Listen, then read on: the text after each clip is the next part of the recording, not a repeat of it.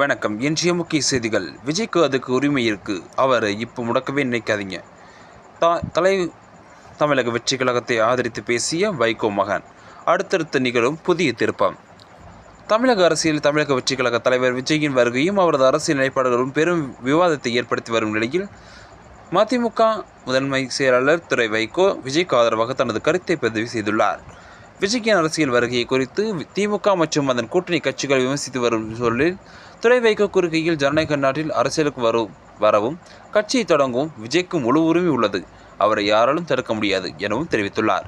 மேலும் விஜய் பேசும் கொள்கைகள் மற்றும் அவரது அரசியல் பயணம் குறித்து மக்கள் தான் முடிவெடுக்க வேண்டும் என்றும், தொடக்கத்திலேயே அவரை முடக்க நினைப்பது சரியல்ல என்றும் அவர் குறிப்பிட்டுள்ளார்.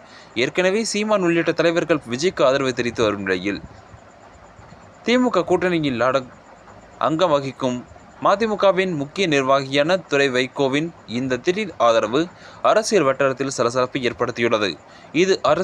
இது விஜயின் அரசியல் நிகழ்வுகளுக்கு கிடைத்துள்ள ஒரு முக்கிய அங்கீகாரமாக பார்க்கப்படுகிறது என்பது குறிப்பிடத்தக்கது. இந்த செய்திக்கான கருத்துக்களை கமெண்ட் பாக்ஸில் பதிவிடுங்கள். நன்றி. மீண்டும் சந்திப்போம்.